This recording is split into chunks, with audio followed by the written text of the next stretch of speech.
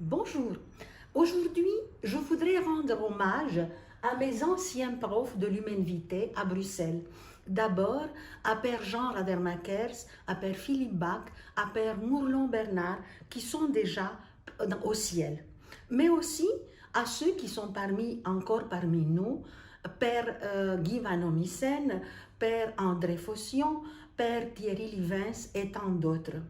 Et je pense spécialement à Chantal van der Planke, professeure à l'Humanité, qui m'a appris à regarder les œuvres d'art et il nous a appris aussi à les personnaliser, notamment en nous parlant de l'exploitation pédagogique des voiles du carême de l'Amérique latine. J'en ai d'ailleurs touché un mot dans ce sens dans ma vidéo du dimanche des rameaux. Aujourd'hui, je vais vous montrer une autre réalisation. Il s'agit du bas-relief Saint-Paul et l'Église qui se trouve à la cathédrale Saint-Paul à Liège. Ce bas-relief a été construit à partir d'une parole de Saint-Paul « Vous êtes ma joie et ma couronne ». Au milieu, on peut voir la croix du Christ et le Christ ressuscité, et aussi ici, la silhouette de Saint Paul avec ses épîtres et la parole comme un glaive, mais aussi son instrument de torture. La lecture du bas-relief commence en gauche en haut et le sens de lecture est donné par ce cheval. De l'église d'autrefois et l'église contemporaine. La première vignette, ici, montre le martyre de Saint-Étienne au port de Jérusalem et Paul qui garde ses vêtements et la présence du cheval rappelle le renversement ultérieur de la vie de Saint Paul. La parole est « Bénissez ceux qui vous persécutent » en Romains 12, 14. La vignette suivante montre trois événements. À gauche, l'Assemblée de Jérusalem, voici le temple ici, en 49 après Jésus-Christ, Pierre et Jacques osent l'ouverture. Ils confient à Paul et à Barnabas, ici Paul et Barnabas, la lettre par laquelle ils reconnaissent aux frères d'Antioche, venus du paganisme, la faculté de s'affranchir des rites juifs particularistes qui nuiraient à l'universalité de la foi chrétienne. Au milieu, nous voyons le Vatican, le Concile Vatican II, printemps de l'Église et souffle des temps nouveaux. Et à droite, on voit la métropolie à Bucarest, en Roumanie, drapeau de la Roumanie. Et on voit la rencontre historique du pape Jean-Paul II avec le patriarche roumain Théoctiste. La parole est unité, liberté et diversité dans l'Église. Transformez-vous en renouvelant votre façon de parler pour savoir reconnaître quelle est la volonté de Dieu. Soyez unis les uns aux autres dans un même esprit. C'est en Romains 12, 9 et 11. Vignette suivante. La parole « Courage mes amis, faisons confiance à Dieu » en Actes 27, 25. La barque suggère les voyages apostoliques de Paul et les combats de l'Église à travers les siècles durant les tempêtes extérieures et intérieures. Nous voyons ici Paul en prison qui écrit une épître. Si nous souffrons avec lui nous régnerons. Deuxième lettre à Tite, en 2, 12. Et en bas, exercer l'hospitalité avec empressement, en Romains 12, 13. À Philippe, la marchande de pourpre Lydie, fraîchement convertie au christianisme, offre l'hospitalité à Paul et à Silas. Et à Bruxelles, on voit la rue de Bruxelles, des frères catholiques et protestants de Thésée sont accueillis joyeusement par les chrétiens de Bruxelles à la rencontre internationale de 2009.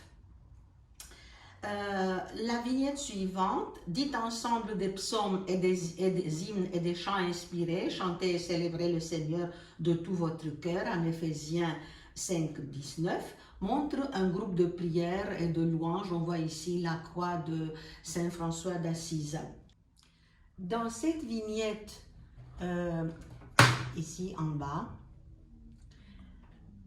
baptême et Pentecôte dans la ville d'Éphèse. Les frères d'Éphèse reçurent le baptême, Paul leur imposa les mains et l'Esprit Saint vint sur eux. Ils parlaient en langue et prophétisaient. En Acte 19, on voit tout au fond le temple d'Artémis.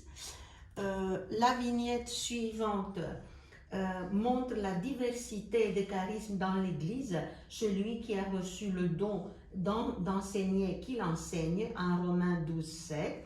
À Corinthe, le couple de tisserands, Aquilas et Priscille, catéchistes d'avant-garde, enseignent la voie et Apollos. Et enfin, dernière vignette ici, on voit une Eucharistie dans l'Église primitive. Quand vous vous réunissez pour prendre ensemble le repas du Seigneur, que chacun s'éprouve soi-même avant de manger ce pain et avant de boire cette coupe. En première lettre aux Corinthiens 11, 28, on voit un homme riche qui accueille une personne âgée et pauvre. Comment ai-je utilisé cette œuvre en catéchèse? D'abord, j'ai collé l'affiche sur un carton mousse. Ensuite, j'ai découpé selon les traces brunes. Puis, j'ai pris chaque image en désordre et j'ai demandé aux enfants ce que ça représentait. Ensuite, j'ai affiché au tableau les différentes paroles et ils ont essayé de trouver une correspondance entre la parole et l'image. Ensuite, chaque enfant a pu choisir la parole qui le touchait et dessiner une scène de sa propre vie. Les dessins doivent dire qu'ils ont été très, très émouvants.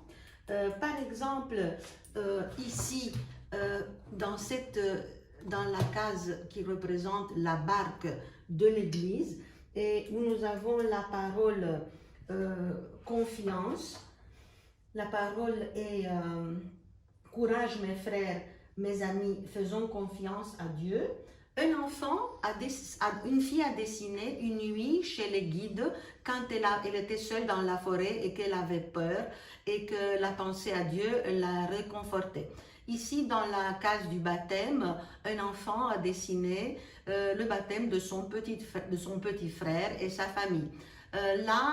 Enseignons et annonçons la parole de Dieu. Des enfants marionnettistes se sont dessinés eux-mêmes en train de donner le spectacle de marionnettes à leurs camarades d'école. Mais la scène qui m'a touchée le plus est l'enfant qui s'est arrêté à cette parole, « Bénissez ceux qui vous persécutent ». Il s'est rappelé qu'une fois, dans la cour de l'école, il avait assisté à une scène où des enfants avaient agressé un petit garçon qui était contre un mur et une fille est venue et a arrêté cette scène, a dit assez. Et ce garçon est devenu plus tard l'ami de cette fille et il a écrit « Je regrette ce qui s'est passé alors, je regrette d'avoir participé à cette scène ». Et là, ça montre à quel point la parole de Dieu est libératrice et à quel point, à travers les œuvres d'art, nous pouvons raconter notre vie. Notre vie est libérée par le Seigneur. Ensuite, on a mis ensemble tous les cartons. On a mis ensemble tous les cartons. Bien sûr, on a gardé le centre. Et le titre de nouveau poster ainsi constitué était Saint Paul et nous. Il a circulé dans toute la Belgique pendant l'année Saint Paul.